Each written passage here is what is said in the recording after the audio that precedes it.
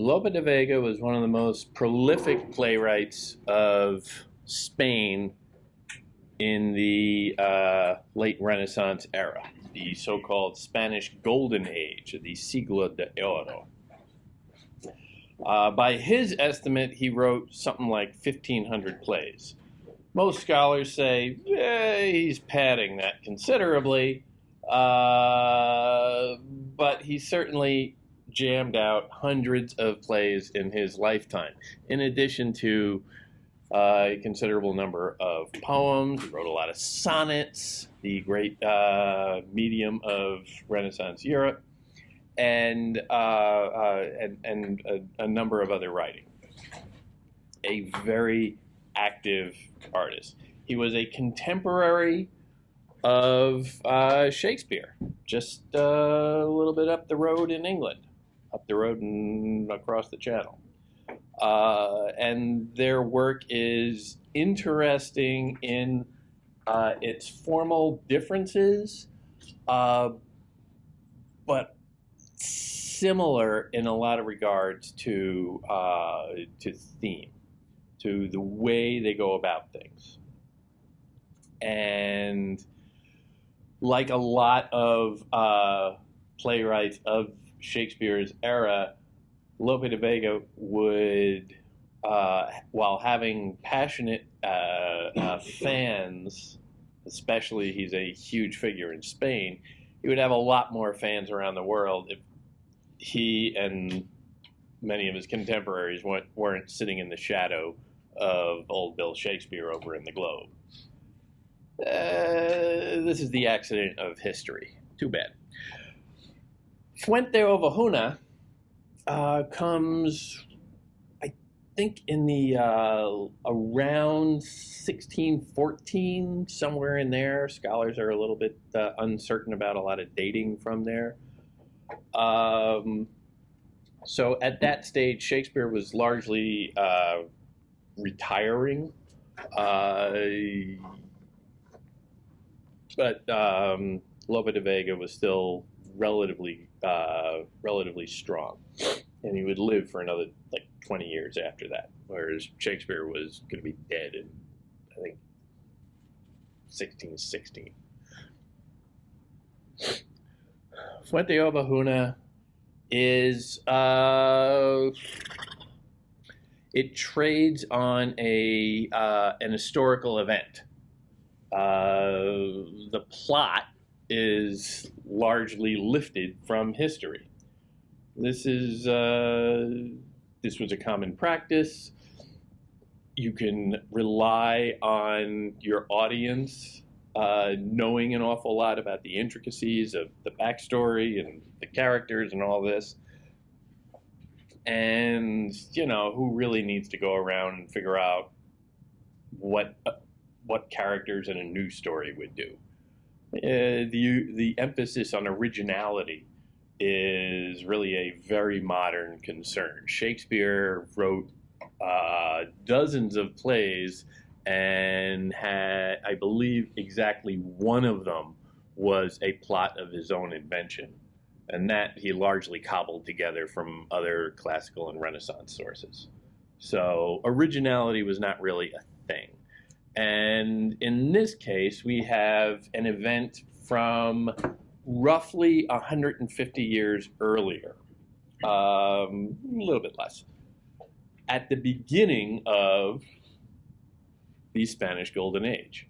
Spanish Golden Age, the Siglo de Oro, is a period of history in Spain starting roughly with the unification of its two primary regions before that. The unification through the marriage of Ferdinand and Isabella, the king and queen. And they oversaw a great expansion of their culture, of their civilization. It was Ferdinand and Isabella who sent Columbus, the Italian, over to the New World. They had the money, they had the interest, they had the ambition, and they colonized half the planet through that. In that same year, they also, and this is less to their credit, I guess, or less to their esteem, they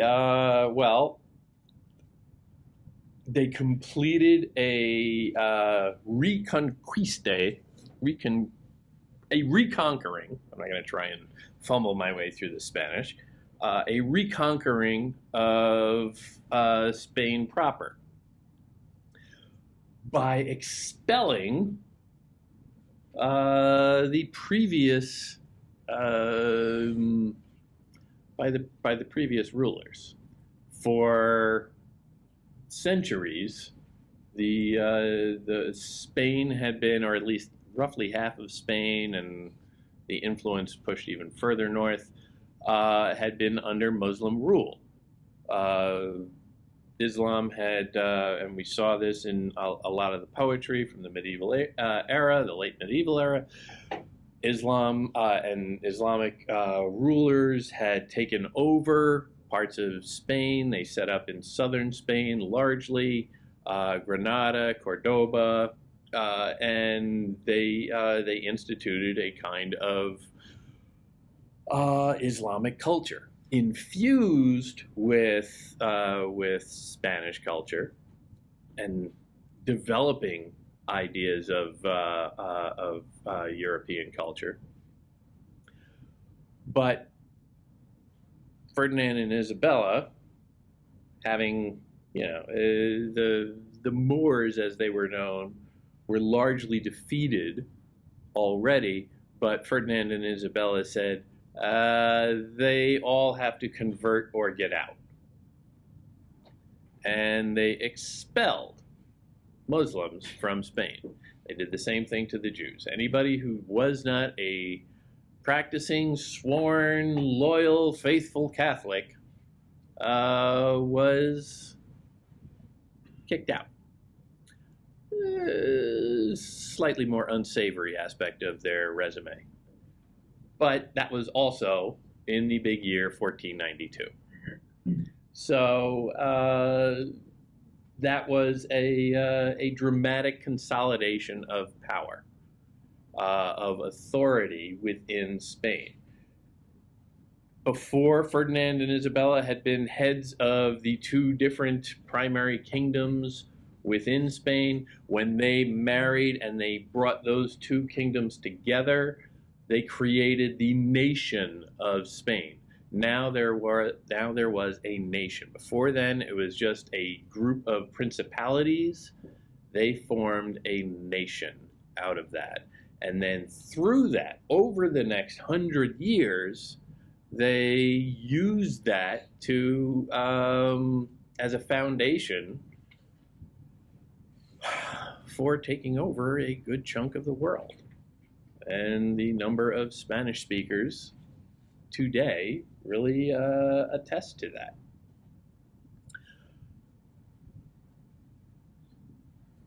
This play is set in the before Columbus, before 1492, and Ferdinand and Isabella are relatively newly married.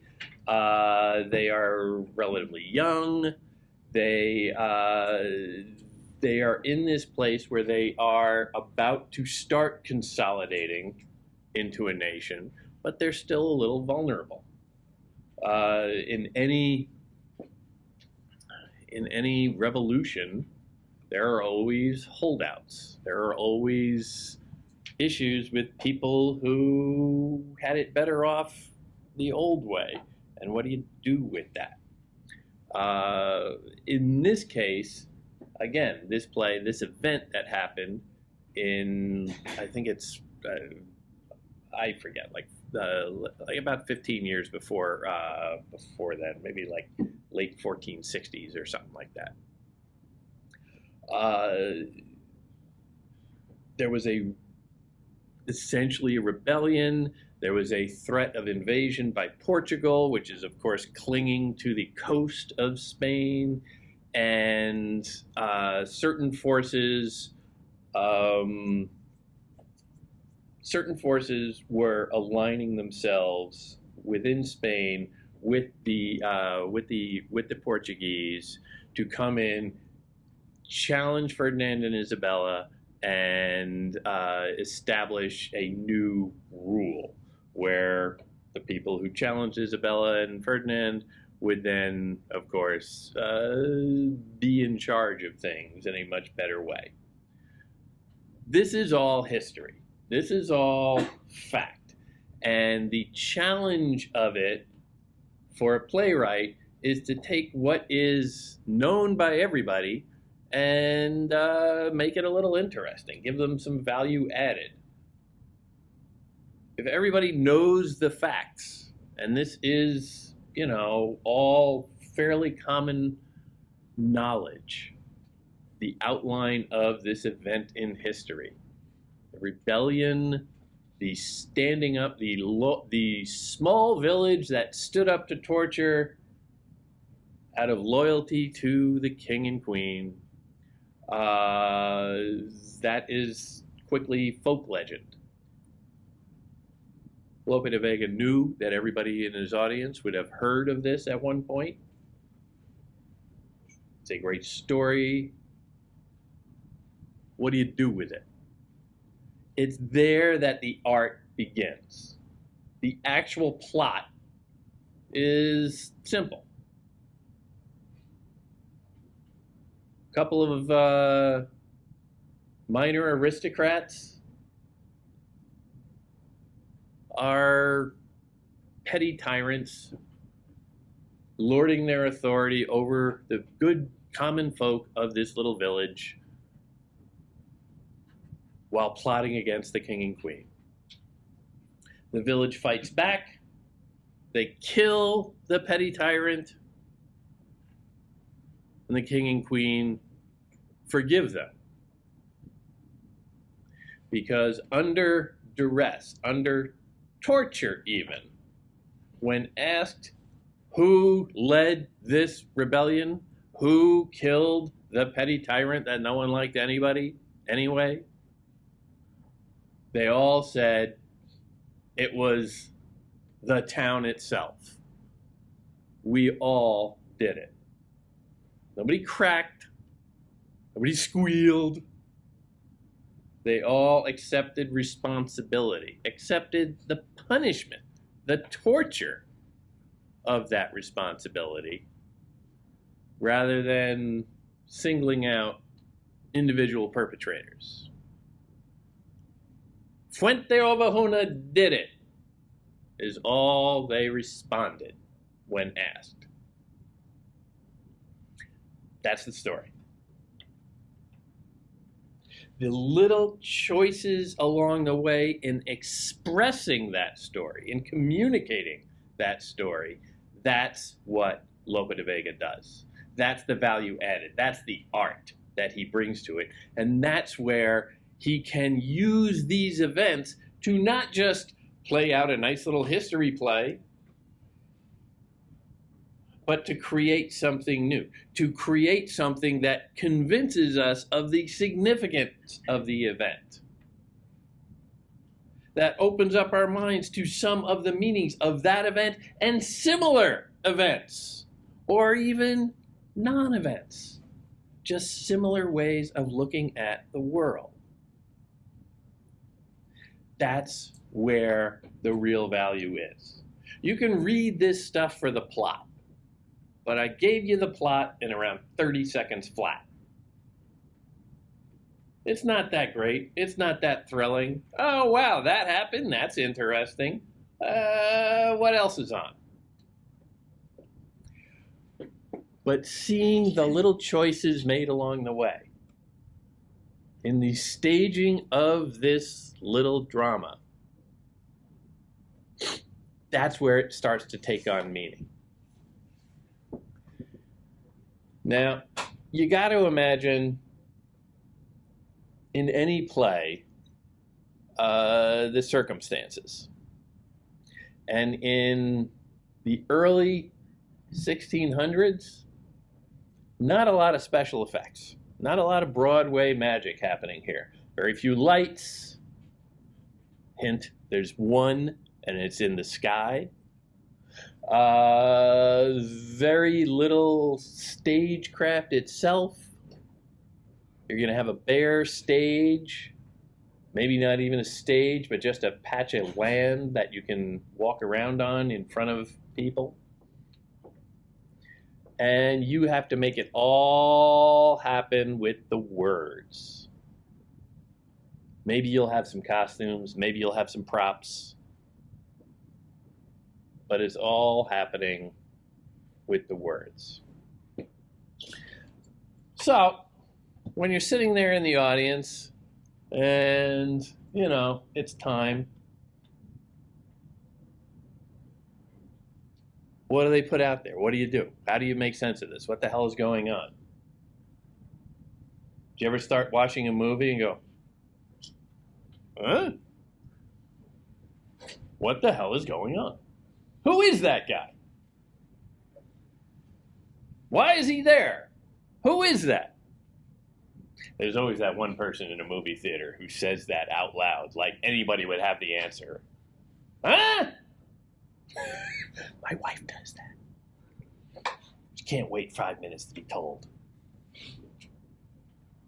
Those are the questions, however, that have to be going through your head. That is not a bad thing. Verbalizing it, that's bad. But thinking about it, who is that? What the hell is going on? Who are these people? And how do I know who they are? Let's just look at it broadly. It opens up, we are told, a room in the palace of Rodrigo Tellez Giron. Again, pardon my pronunciation. Master of the Order of Calatrava. It helps if you know what the Order of Calatrava is. That is a historical thing. It's a religious order of the Catholic Church, kind of like the Jesuits or the Dominicans or something like that. It's a relatively minor one. They're a small group of not quite church officials, but sort of church officials. You don't need to go into the details. You know that somebody is walking around dressed in churchly garb. And you are in the room of a palace. Maybe there's a sign that tells you that. Maybe they actually spring for some settings that are a little fancy. A fancy couch, or maybe a tapestry, or something like that. Or even just, yes, a sign that says a palace of Rodrigo, whatever, Master of the Order of Calatrava. So that automatically tells you something. You're somewhere fancy. You're somewhere, you know, where important people move around. Powerful people. Enter the commander, Fernan Gomez de Guzman, with his retainers, Flores and Ortuño, with his retainers. Retainers are not the things you get after you have braces taken off. Retainers are aides, assistants, secretaries, if you will. People who follow you around and do crap for you. An entourage, perhaps. In this case, they have names, Flores and Ortuño, two little suck-ups scurrying around behind the boss. And the boss establishes pretty easily, pretty early, that he is a bit of a dick. The master knows I mark my time awaiting him. Always pay attention to the first lines of any play. Always pay attention to the first line of any novel, any poem, anything that is written. If you're watching a movie, pay attention to the first shot. If you're watching a play, pay attention to the music that comes in, the lighting, anything. The first things you notice are important. Here he mentions time. Time is going to be important. Here you get the sense that he is impatient. He is impatient with the master of the Order of Calatrava, Rodrigo de les Giron. So he is a guest in this person's home. He's irritated that he's made to wait. And he's sort of expressing his frustration to his retainers. And they take the bold move of truth-telling that good retainers always do. Indeed, he does always agree with the boss, even when he's a dick. He's more mature, sure, than he was. Now, here you're leaning on more contextual information. The master of the Order of Calatrava was a teenager, roughly. He got this job from as the illegitimate son of his father, who was the previous occupant of that job. And he was invested with that job at roughly the age of 8, I believe. Not a serious head of the church at 8 years old, but he sat in the job for a little while because his daddy let him. And now you have the commander, a military person, coming and expressing frustration at having to wait for this person who is now late teens. Grown up? Well, arguably, but still a boy in the commander's mind. So you get that sense of hierarchy. Who's waiting for whom and why? He's waiting for the master, a higher up in the church hierarchy. But he himself has a considerable rank in a military or political hierarchy. And he is frustrated that he has to wait on this child. So the commander is an adult, and he feels irritated, impatient, that he is having to subordinate himself to a child, someone who would normally be, in any hierarchy, less important than he is. So these are the signals that are getting thrown out immediately. This sense of hierarchy, this sense of chafing at the hierarchy, this sense of time. There are 2 references to time in the first 3 lines. The first is the word time. The commander is impatient that he is having to waste his time waiting for this kid. But then we're told that this kid has grown. He is more mature than he used to be. Well, he started out at 8, so yeah, you're going to be more mature roughly a decade later when this is taking place. So 2 clear references to time. This is not a coincidence. Again, your eyes can glaze over at all this and just think, well, this is just what they said. No, it's not. We don't know what the hell they said. This is happening 150 years before Lope de Vega sat down with pen and paper. He's making this up. He can write down anything. What could they be talking about? Who the hell knows? They could come up with anything. But he chose this to talk about time and hierarchy and the frustrations that human beings have with both. So in those first 3 lines, you're learning something. You don't have to know what the hell they mean.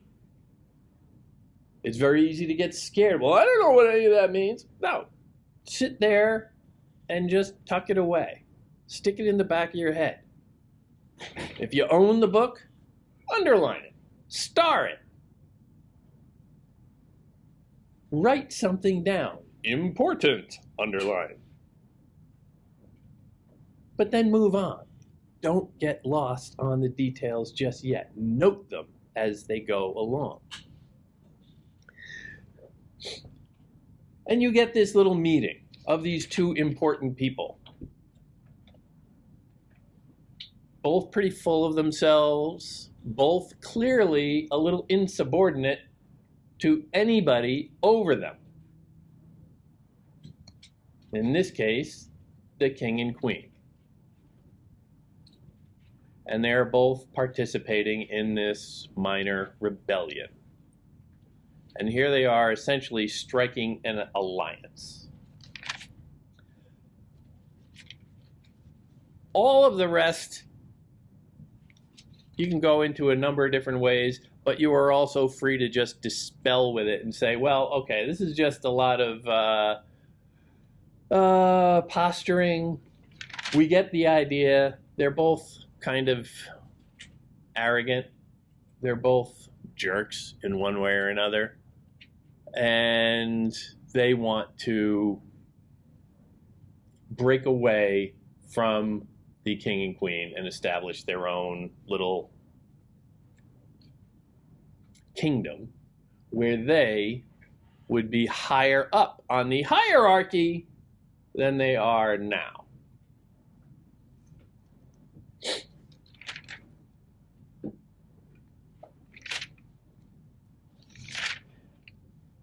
So that's scene one. Scene two. We're going from, always think about where you're coming from and where you're going and what the hell that means. We are going from the palace of the Master of the Order of Calatrava, where again, you can just imagine what a palace looks like. Lots of fancy stuff sitting around. Very important and finely dressed, refined people. Aristocrats, the best of society. Draped around.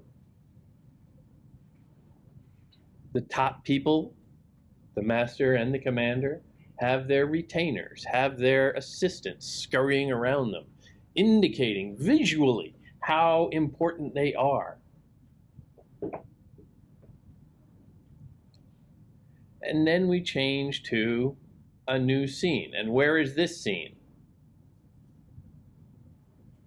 The town square in Fuenteovejuna. That's different. We started in the realm of the fancy stuff with the aristocrats, the top of the hierarchy, the top of sophistication, civilization, culture, all of that. And now we're just in this little podunk village in the town square with the common folk. We were inside, now we're outside. We were at the top of the hierarchy locally, the municipal hierarchy, we could say, and now we're down among the commoners. That sudden shift is significant. And then we have who? We were going from a conversation between these two very powerful, somewhat, again, devious, dickish men. And we are swinging over to a couple of women, young women, girls even, in a common, ordinary town square.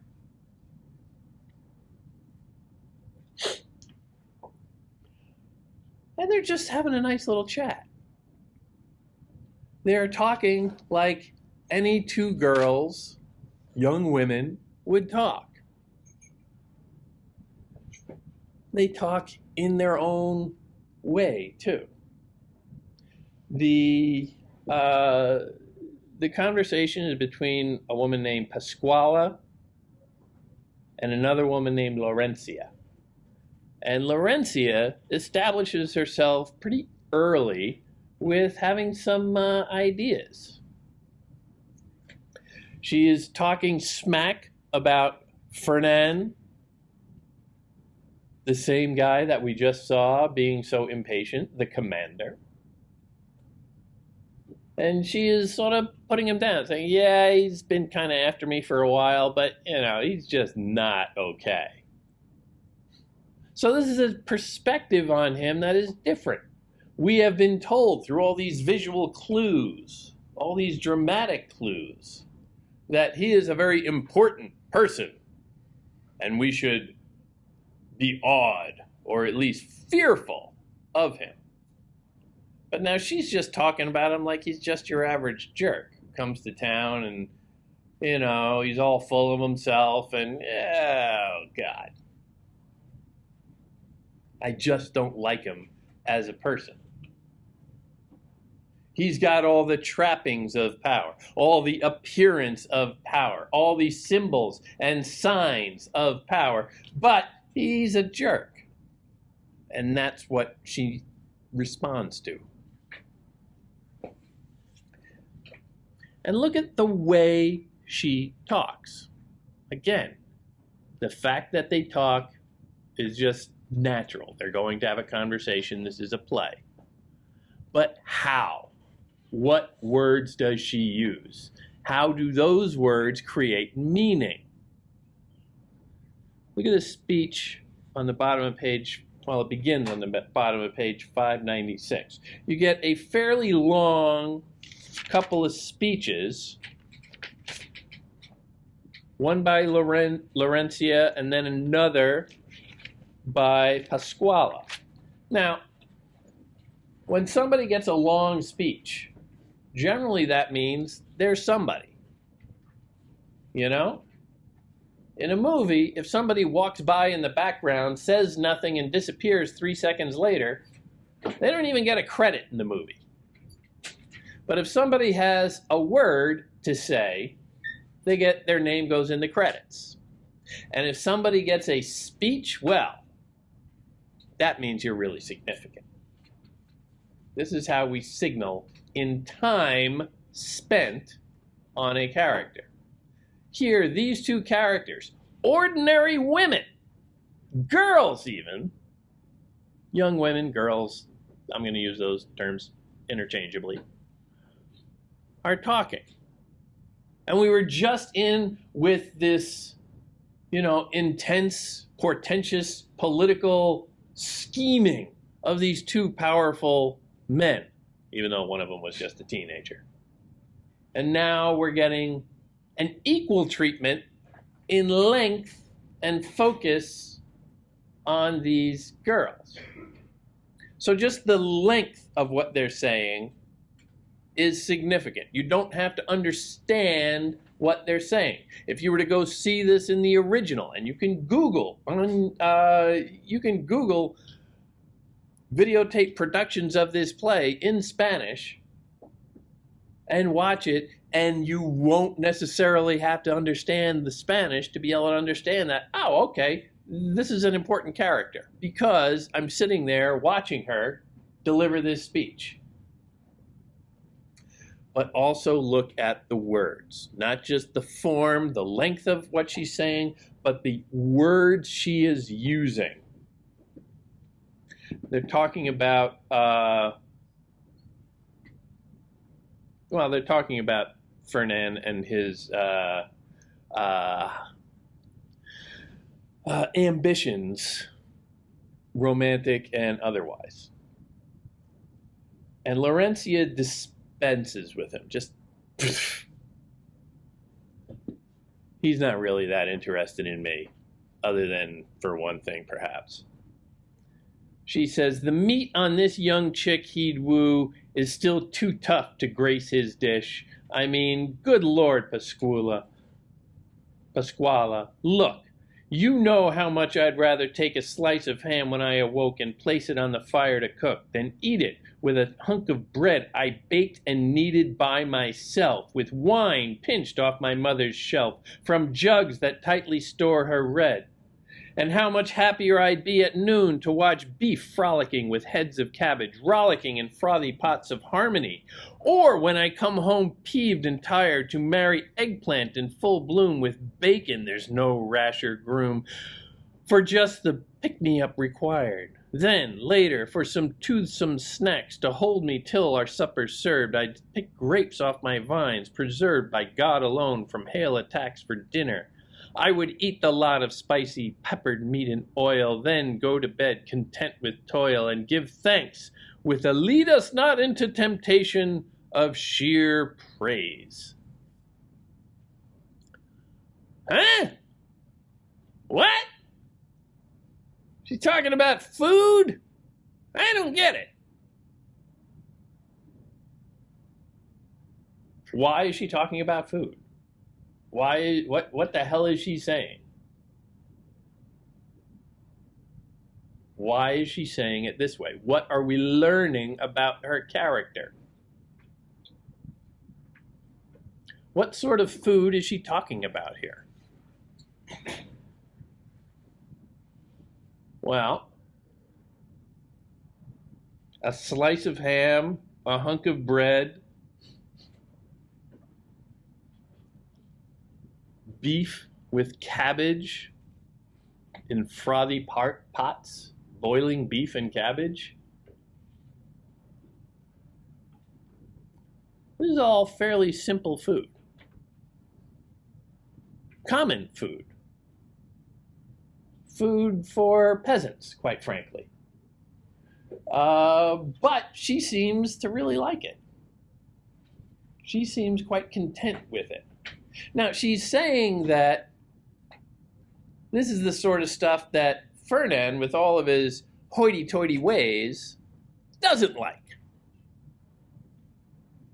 The meat on this young chick he'd woo is still too tough to grace his dish. So there, she's using a neat little metaphor, a poetic expression, a symbol, a sign for herself. And that sign is meat. She is likening herself to meat and saying that I am too coarse a meat for Mr. Fancy Pants over there. I like coarse food. I like common things. He likes only fancy, elevated, sophisticated things. He wants foie gras. And I'm all about the cabbage.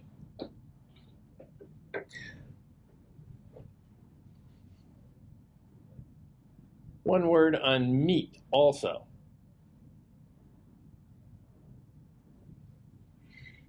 Why would Lope de Vega write about meat as the first food item in there? The meat on this young chick, meaning herself, is still too tough to grace his dish. Is he like too young or something like that? Or? Possibly. I don't think he's really that squeamish about age personally, but maybe. Meat. Well,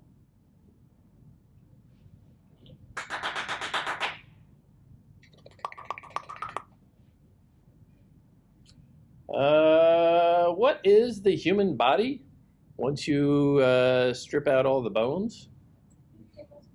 What's that? Muscle and meat are just flesh, you know, like the... Meat.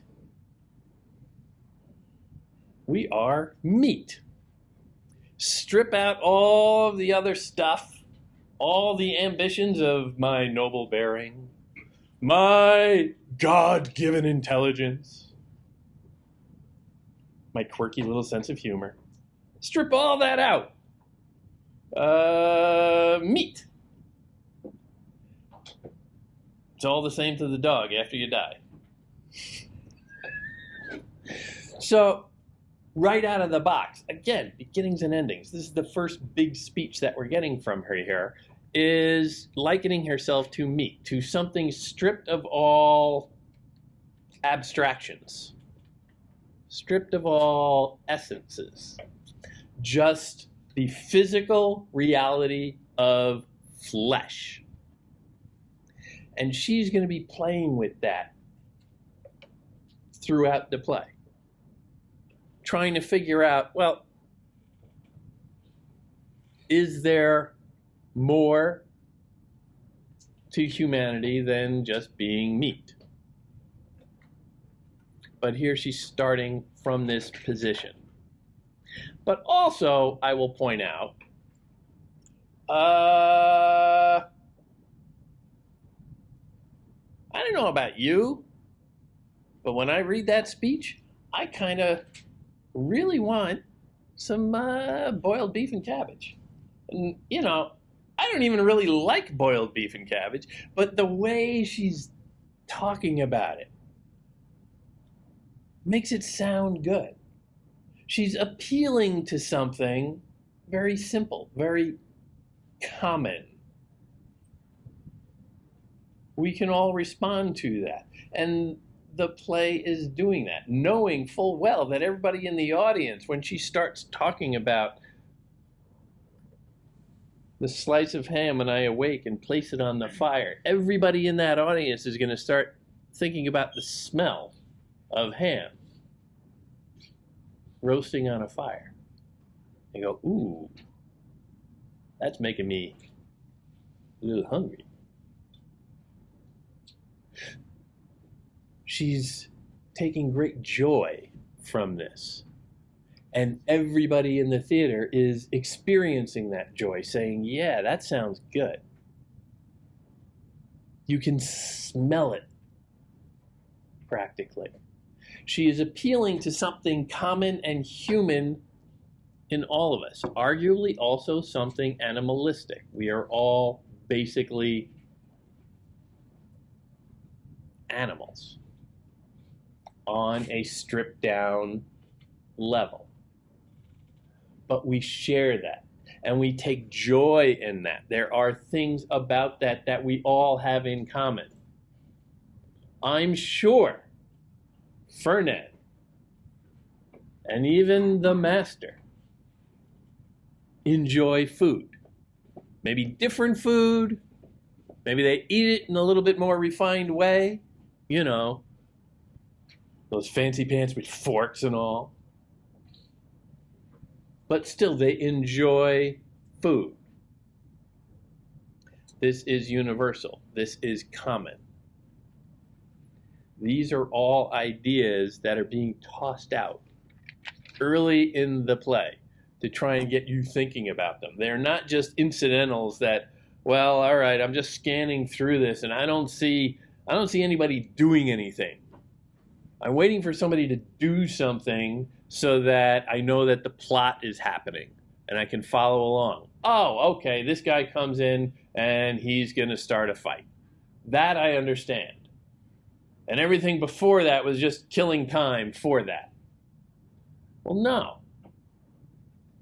That guy coming in to start the fight is the plot. But that's happening just sort of on a very elemental level. All the really good stuff, all the stuff that really has meaning, that tells you how to understand the plot, all that is coming out in those little pockets along the way.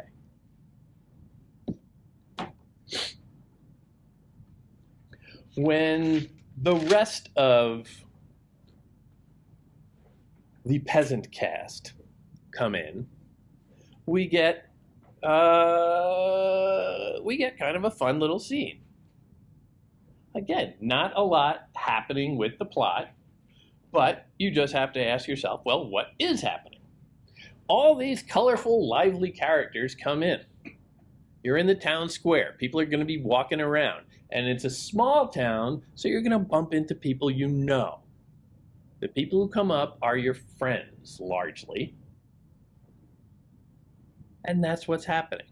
And so you get all these people coming up, and they all seem to genuinely like one another, and they're joking with one another, and they're teasing one another. And they have inside jokes and little bets and contests and all these little things that just signal to you that they enjoy being with one another. They enjoy people. And there's also a great equality to them. Nobody's better than anyone else because they're all pretty much at the bottom rung of society's ladder. They are all, in the Spanish, peons,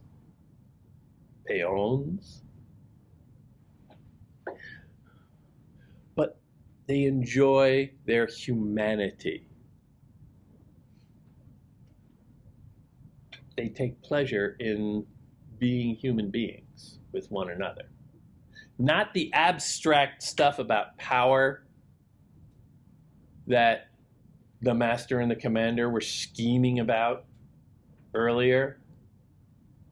The master and the commander who don't like one another, but are trying to strike up a relationship for their own benefits.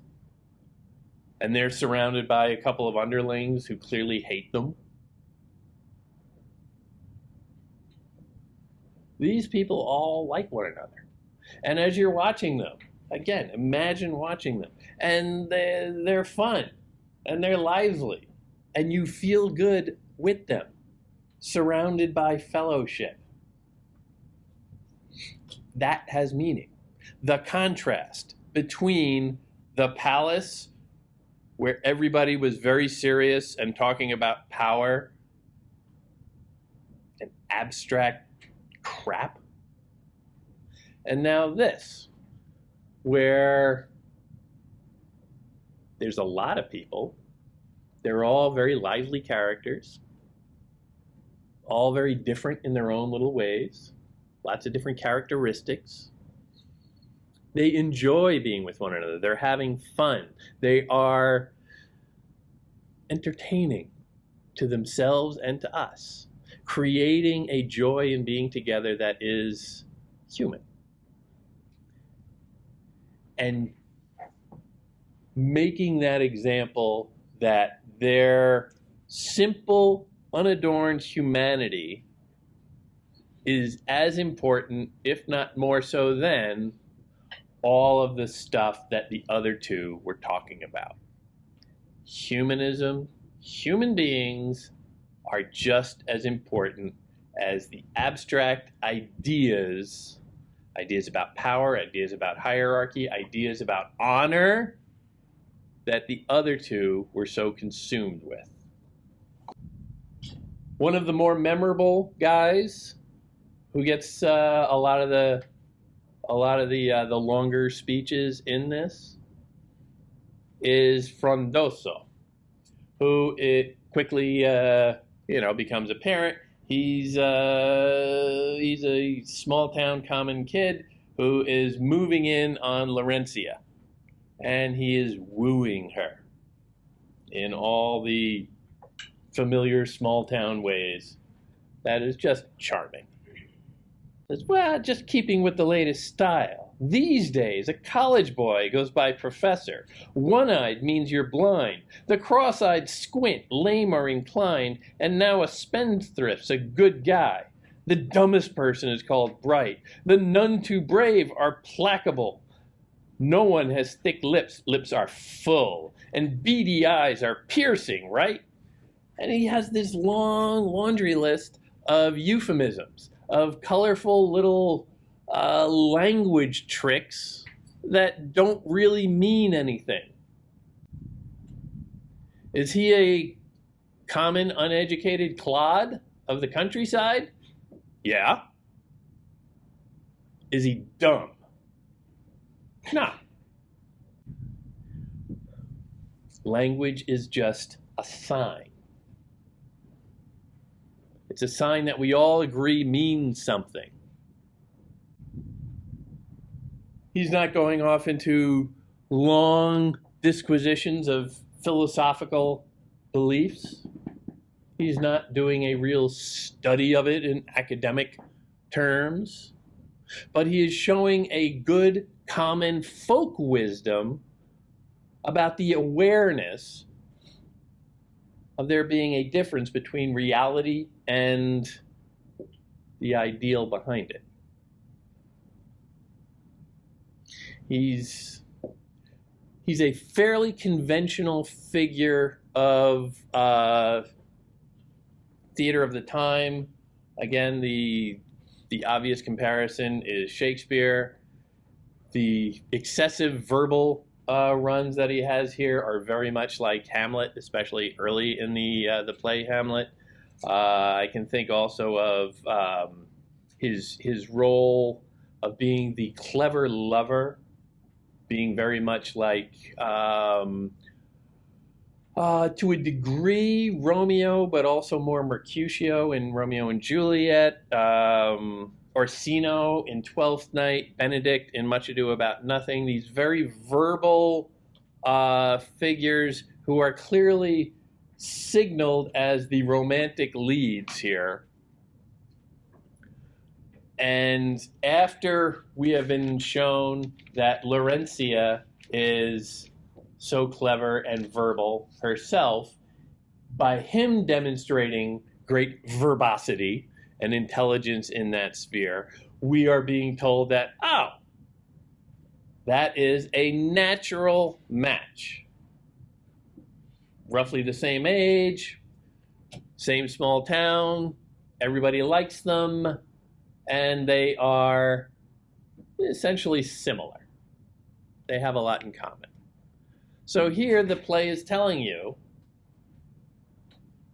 that girl would be a good match for that guy. That would be natural. We get on the facing page a response by Laurentia, where specifically her ideas, her consideration of language take on a somewhat more narrow definition.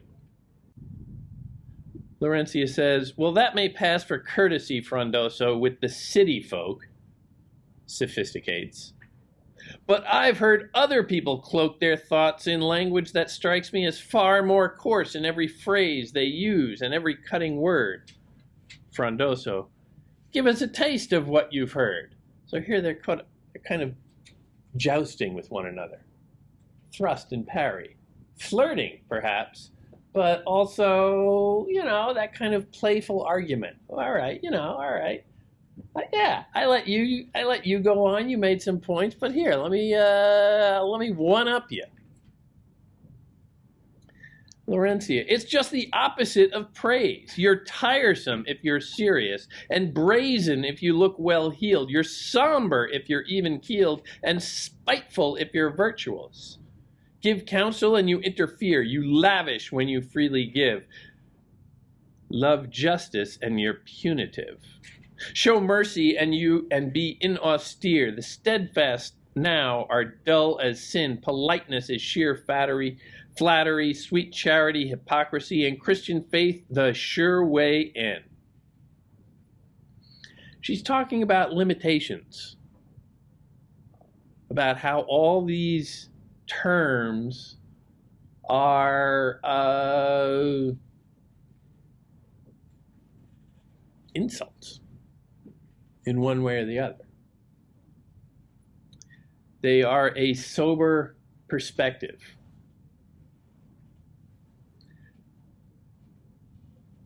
They are about what things really mean, the distance between the expression, the word, the sign, the symbol, and what they really mean. And she's really digging that out very specifically here.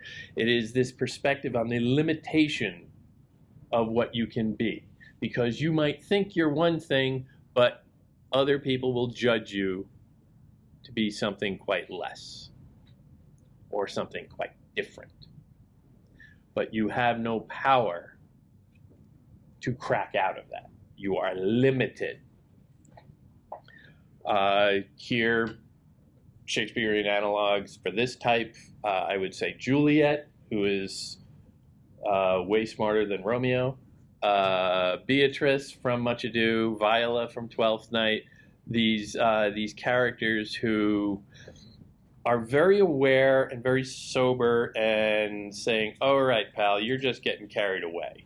At a certain point, you're just going on too much to hear yourself talk. Let's bring it down to reality. She is very realist in her approach. But the wit is what you remember, that quick-wittedness.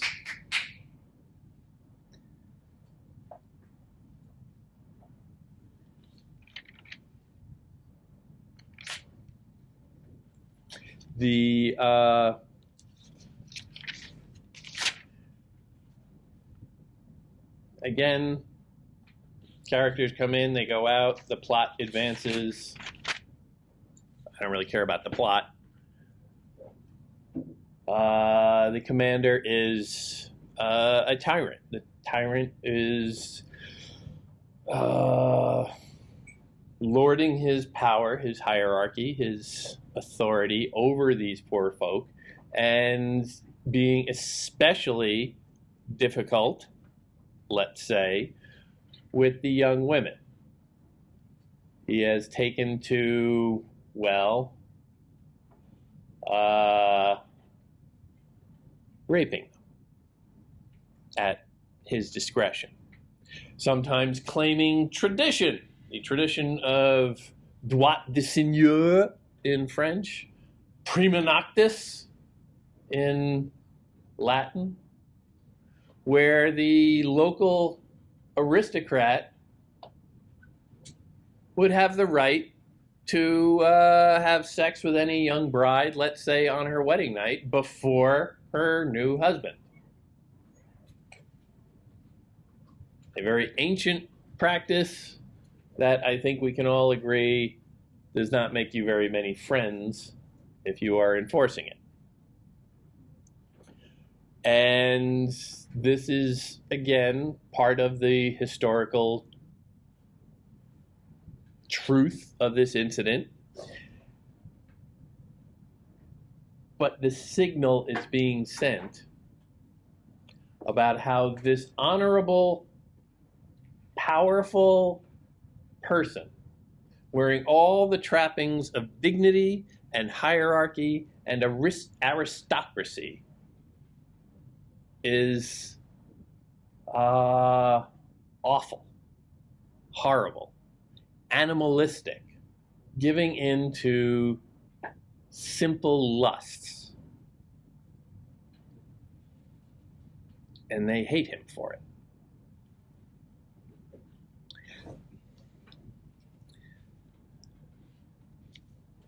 Scene 3, we're back at the palace of the Catholic kings.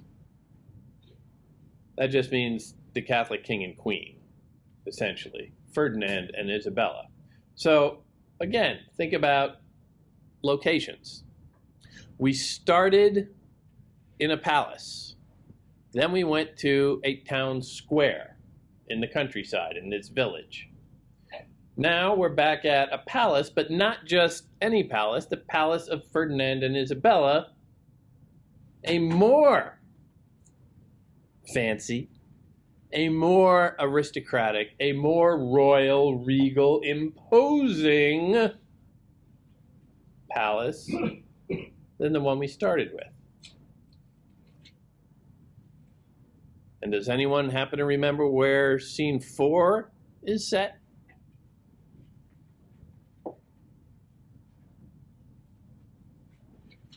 An open field out in the middle of the countryside, outside the village, which I think you can say, compared to a town square, is even more removed from civilization, more common, more natural, more uncivilized. So just look at this progression, where we go from a palace to a village, town square, to a much bigger palace, to an open field. Each time ratcheting up the division from each other location. This is significant. This you might not realize is significant because it's fairly common in today. Theater, and especially movies, obviously, you're bouncing around from one scene to another, from one location to another, sometimes hopping around from different corners of the globe, different corners of the universe, if that's your kind of movie. But here, this is almost more dramatic, because theater up until this point was fairly conventional. Everybody liked to color within the lines. You don't break rules. And one of the biggest rules was established by a guy named Socrates.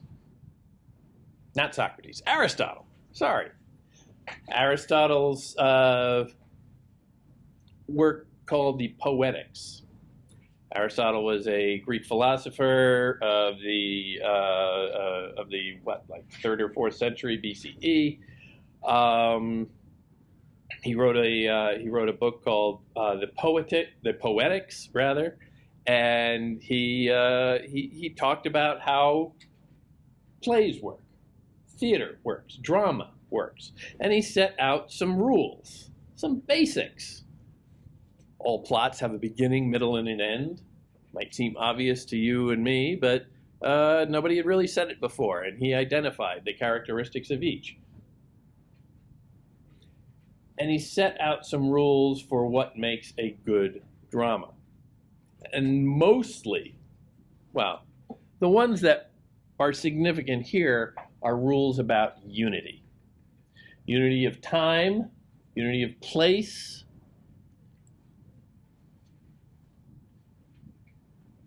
when you're watching a play, the action on the stage should take roughly the action that it happens in real life, if it were to happen. There's no such thing as a flash forward or a flashback in classical theater. Everything just sort of takes place. One scene, and then another scene, and then another scene. And at most, you've got a couple of minutes, or maybe an hour or two passing in between the scenes. Unity of time. Unity of place is a big one as well. They all tend to take place, think about the plays that we have read, Sophocles and all, they all seem to take place in the same spot. They're all coming about in front of the king's palace, or in the courtyard of the king's palace, or maybe in a town square. But it's always there. So your audience, which doesn't have a lot of visual clues to tell you that we're changing places or anything like that,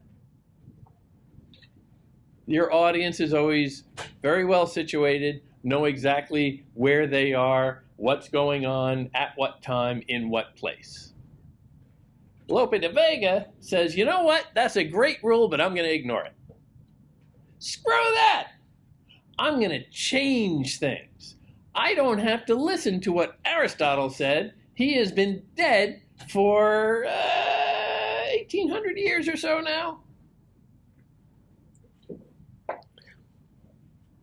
I can do what I want. I'm going to break free of his classical example, his ideal, the ideal of unity of place and time.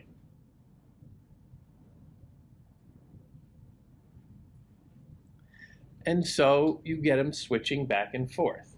And you get him going from fancy to common, to very fancy to very common. And you'll notice how you're getting further away at every step. The play itself, in its scene settings, is stretching beyond normal expected limits. The play is breaking through limitations in just little things like that. Now again, when you're reading it, it's very hard to get an idea of that. Oh, okay, now where are they? Okay, yeah, they're there now. All right, I get it. Even when you're seeing it performed, it might not be that dramatic. It might not seem like much. But these little choices matter. Because in this, Lope de Vega is demonstrating that he is not concerned with the ideals handed down to him from the past. That's a big part of the Renaissance. The Renaissance revered the past, revered the Greek and Roman ancestors of European civilization, but said, well, you know what, let's throw up the hood and look under there and see how the engine works. Let's think about this just a little bit. Let's question it. Why do we do things like this? Why do we have to have unity of place? An audience can follow. You can do stuff. You can put up a sign that says, now we're in the palace. Now we're in the countryside. You can have different costumes on people to signal that that guy's very fancy. That girl is not. You can blow through the limitations to try and make new meaning.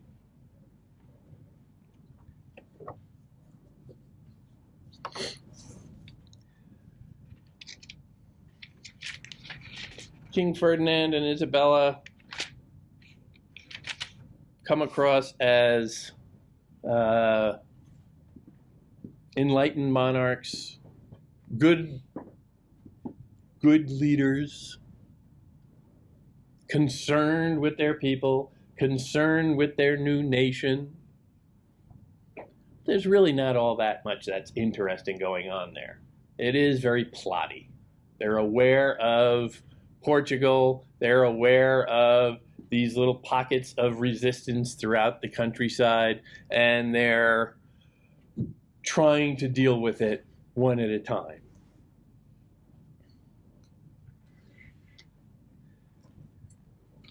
The open field in Fuenteovejuna of scene 4 gives us some interesting examples of the Renaissance in action and stuff that's familiar to us. You get this scene in an open field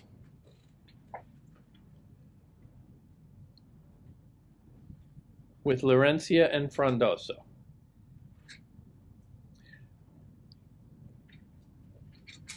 Two people who have been established to be a good match. They fit, they make sense. And they're out there in an open field. Think about what we have spoken about shepherds and the fetishization of shepherds that we have seen. In the last poem. We're dealing with the Arcadian ideal, the pastoral ideal, being in a pasture. They are out in an open field, a pasture. They are perhaps looking out over sheep. Their town is named Fuenteovejuna. Ovejuna means sheep. So there are probably sheep around. So they are sort of living out this little scene from classical literature of romance.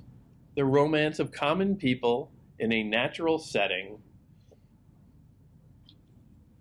following nature's course.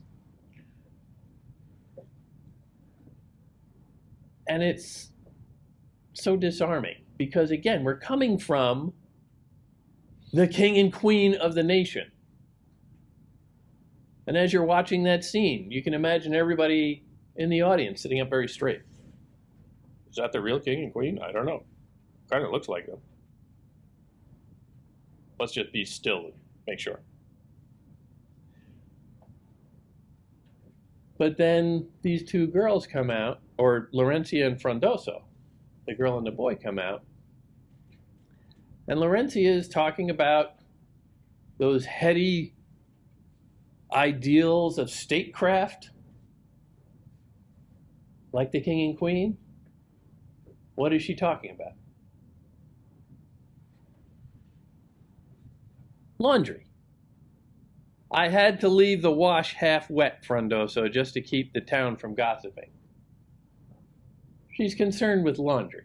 She doesn't want to go down to the river to wash her clothes, like common people do, because all the other women of the village are down there. And when all the other women are down doing the laundry, they're talking. And are they talking about the heavy political and military matters of the king and queen? No. What are they probably talking about? Townspeople who are like inside what's going on in their society. In their society, yes. Again, municipal politics and economics and stuff like that. Not like that. Like more just like, oh, did you hear about Sarah? Yeah, they're talking about gossip. And Laurencia knows this. She says, I had to leave the wash half wet, meaning I couldn't stay and finish my laundry, Frondoso, just to keep the town from gossiping. They're talking, and what are they talking about? Laurencia and Frondoso. Oh, you see them? Yeah, they were looking at one another. I think I saw them heading off to the bushes. Oh my God, what could that be? Oh, ba, ba, ba, ba, ba, ba. Little condescending to small town provincial life, I'll admit, but recognizably human. These conversations happen to this day, and not just in small towns in the middle of Spain.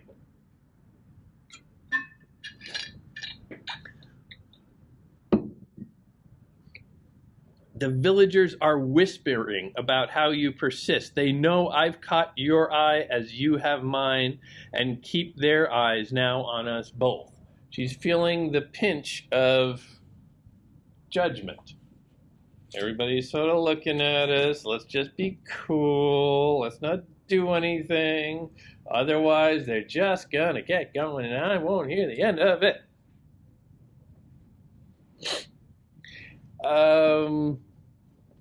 It's provincial romance. When you know everybody in the town and they've watched you grow up next to this other person and have probably figured out that, by age 6 or so, yeah, those two are going to get married. It's a little uncomfortable to grow up in that environment. She is caught in her culture. And how does she express a little independence within that? Think back to the speech about the food. She would rather cook for herself than go off with the much wealthier Fernand.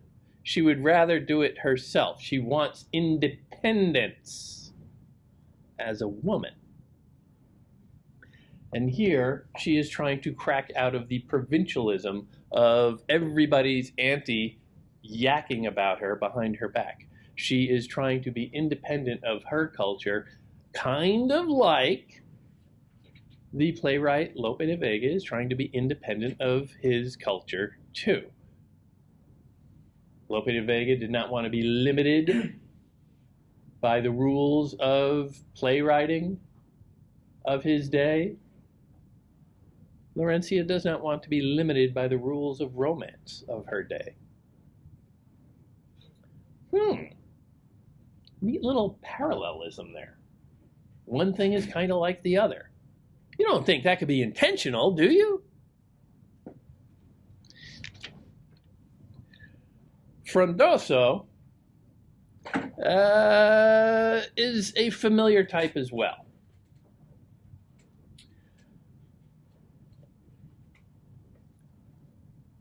He is a Petrarchan lover. Love has overwhelmed him. He's so swept away, he can't even think. He can't sleep. He's suffering for love. How can it be that you feel no pain to see me in the grip of grief when, at the merest thought of you, I lose desire for food and sleep? How can that sweet, angelic face bring such hard-heartedness with it? But, Lord, how rabidly I rave. Here is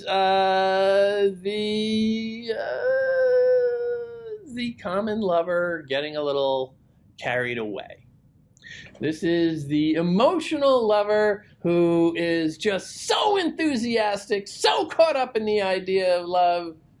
He is overwhelmed and he's acting it out for everybody. Again, very heavy, like Romeo vibes in here. But he is sitting there butting up against Laurentia. Laurentia, who has already signaled that she's very aware of limitations. She's very aware of the context of reality around her. You know? I'd love to hang out with you, Frondoso. I'd love to, you know, cuddle a little bit and sneak off into the bushes. But we all know everybody around us is going to be yakking and talking up a storm about that, so we can't do it. We have limits to what we can do. We're chafing against them. We resent them. We're frustrated by them, but they exist. And getting swept up in the idea of love doesn't make them not exist. So after all that talk about pain from Frondoso, her one-line response is, then you must seek a curative. Get some medicine. I have to think that a curative of that time, medicine was not terribly sophisticated, a curative she's talking about, probably, honestly, a laxative. Because that will get it all out. All the bad emotions, all the torture, all the love and the pain and the suffering and all that, you'll get it all out of your body in a certain manner. All of these little signals are filling in the blanks for us. The two of them are having this scene, Frondoso and Laurentia, immediately after who was speaking? Ferdinand and Isabella, the king and queen. Again, juxtaposition, parallel, comparison. It's just forcing you to say, well, okay, now this and that. Is the countryside the natural opposite of the palace? Or is there some sort of comparison that can be made? Laurentia is a kind of princess in her own right. In this small village, her uncle and her father are both municipal office holders. They are both important people. She is an aristocrat of sorts in that common realm.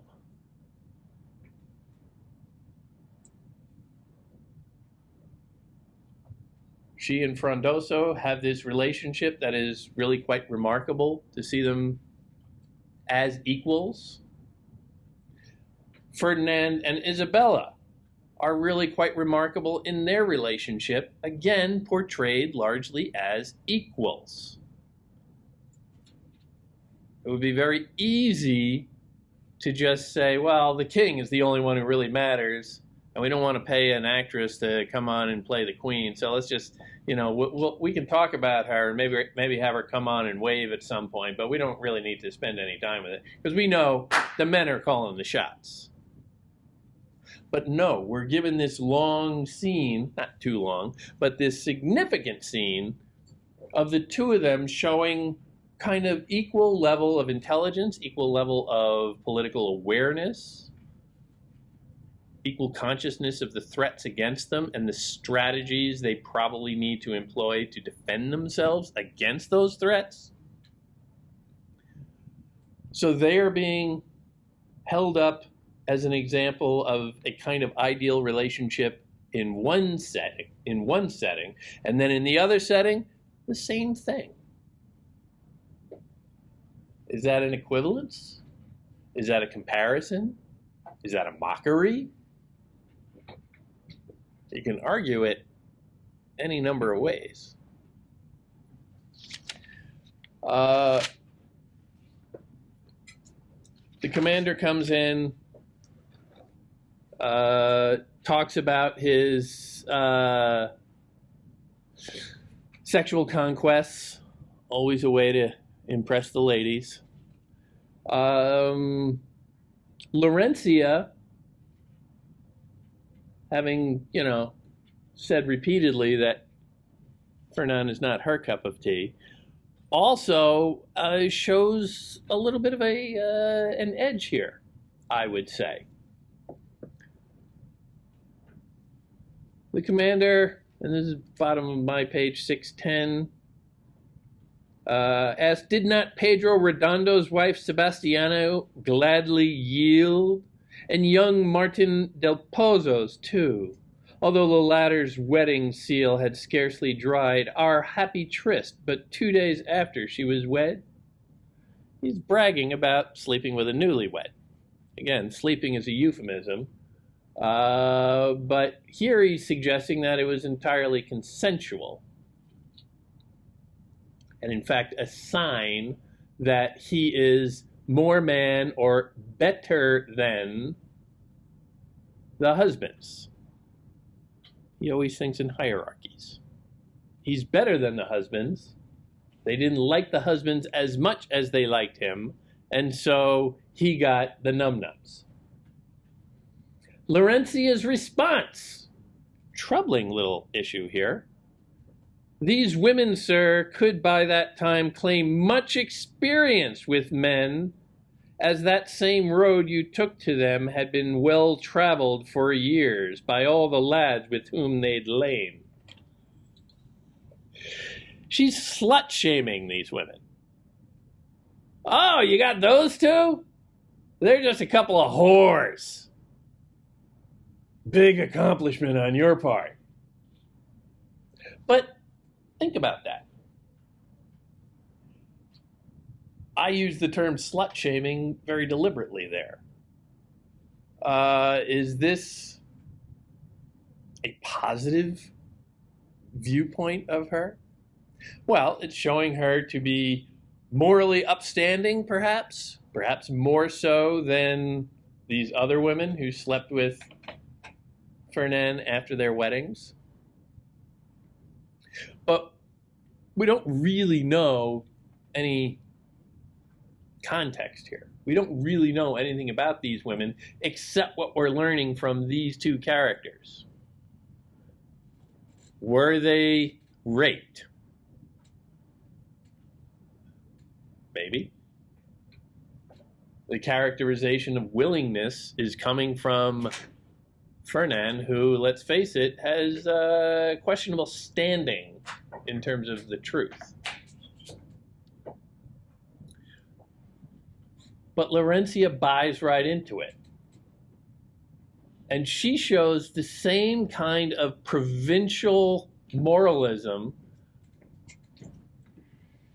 that she has been complaining about with everybody else. She didn't want to go down and finish her wash because all the women were gossiping about her. And now she is one of those women gossiping about that slut. So she is part of the problem. Maybe she doesn't recognize this about herself. Maybe she does and is just uncomfortable. Maybe she's just saying this to attack him or cheapen him when she knows differently. I don't know. Could be, perhaps. A lot of that can be worked out in performance, quite frankly. A good actress, and this is one of the great roles of Spanish theater, a good actress can put in some layers of meaning there. where she's suggesting something, but you can tell she's lying.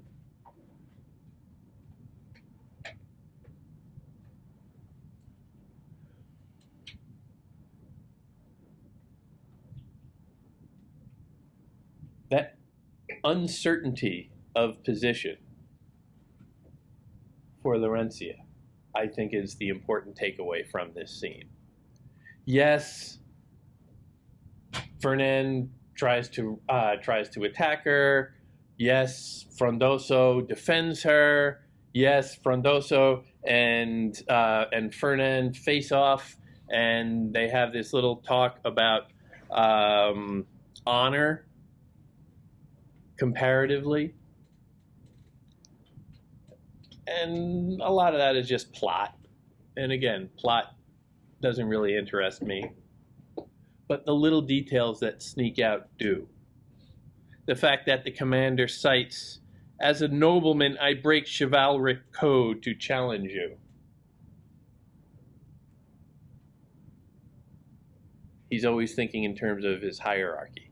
He is a gentleman. He is an aristocrat. He has a chivalric code, the code of the aristocrats, of the royals. And he wears that trapping of power, that costume of power, constantly, and relies on it.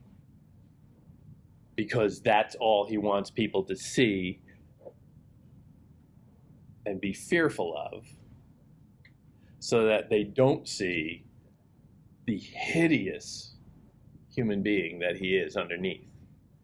Frondoso, who's always so concerned with ideals of his own sort, the ideal of love, for one, says, "No need, sir, for I'm satisfied with my low station here on earth." Frondoso wears the code of chivalry as a badge of honor.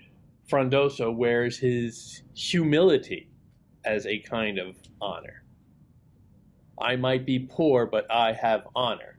And here you have these two figures, these two rivals for Laurencia's hand,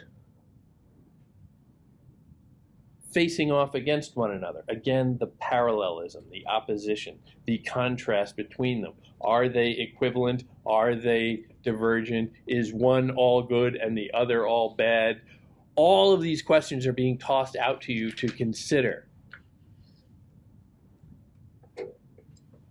But then you just step back and you say, well, okay, the scene ends, the act ends,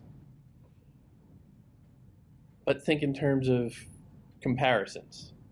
Again, where did the scene begin? With a simple little idyll of pastoral romance, two young lovers out in the countryside, wooing. The ideal of love, the ideal of literary love, the ideal of art and classicism and the traditional inheritance of European civilization. And now where has that scene ended up? An attempted rape, a near murder, threats and hostility and ugliness. That is all just underneath the surface of that ideal, pastoral, romantic scene. These are the sorts of connections. These are the sorts of comparisons that you should be making as you go along. Don't get lost in the details of the plot. The plot is the plot. He found the plot in a history book. It just doesn't matter. Who the hell cares? The real significance comes out in what he does with that. How does he present it? Are there good guys and bad guys? Is there a clear motive for all behavior? How are the scenes themselves arranged and framed?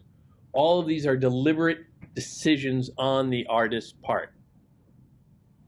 And if you can find a credible through line through all of those decisions, then you're on your way to understanding the whole damn play.